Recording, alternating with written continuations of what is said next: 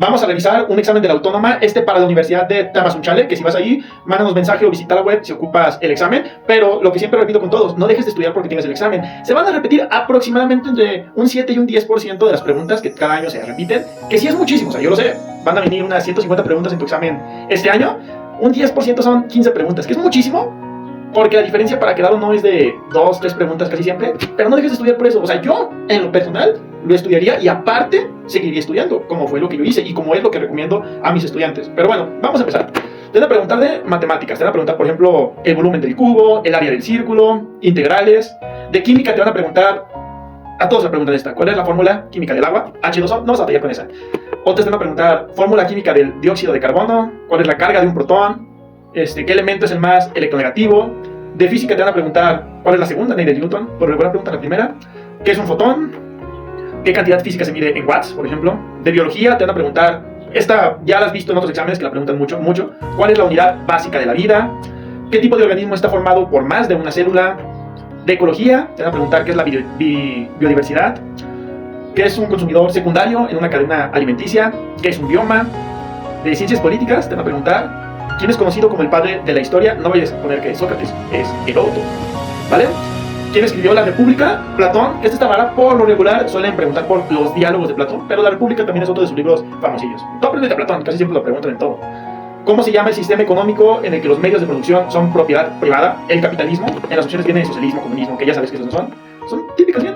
¿Qué teórico social escribió El Capital y coescribió el Manifiesto Comunista? Marx. Esto lo vemos mucho en clases, o sea, Marx se lo van a preguntar a todos, se lo van a preguntar mucho.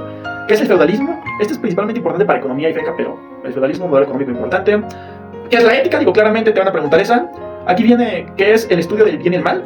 En otros viene qué es lo que estudia la moral, pero técnicamente es lo mismo, ¿vale? O sea, las respuestas, a pesar de que tengan el mismo significado, van a variar de acuerdo a los exámenes.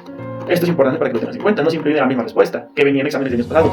¿Qué es la dignidad? Es un concepto importante, la dignidad humana, en ética. De historia de México, mira, está siempre la pregunta, a todos.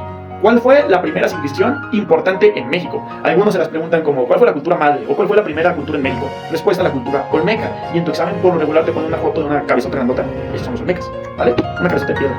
¿Cuál ciudad fue la capital del Imperio Azteca? Tenochtitlán. El último emperador azteca, que ya lo hemos visto en muchos exámenes que siempre lo preguntan, Cuauhtémoc. También el primero lo preguntan, no viene aquí, pero por lo regular lo ponen, y es Tenochtitlan.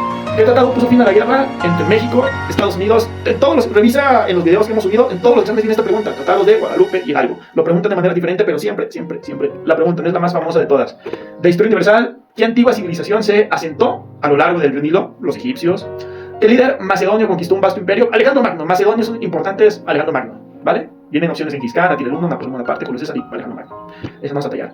Mira, ¿quién es conocido como el padre de la filosofía? Aquí sí está Sócrates, el padre de la filosofía. De Sócrates te van a preguntar su frase, yo solo sé que no sé nada. Yo solo sé que no sé nada. Digo, por lo regular la suelen preguntar esa. ¿Qué documento, esta la vimos en clases, qué documento firmado en 1215 limitó el poder del rey de Inglaterra? Es la Carta Magna. Digo, muchas la suelen repetir. No te enamores del examen, es lo que se lo repito todos. Estúdialo, sí te va a servir. ¿Cuánto? Un 10%. Pero no es lo suficiente para quedar. Un 10% te va a ayudar muchísimo, pero tienes que seguir estudiando. Tienes que seguir yendo a la biblioteca. Tienes que estudiar, por ejemplo, el material de estudio que nosotros tenemos en nuestra página web. Pero aparte de eso, tienes que estudiar más, porque para entrar a la autónoma, la gente estudia 6 meses antes. O sea, ponte a estudiar. Si lo ocupas, mándanos mensaje o visita nuestra web.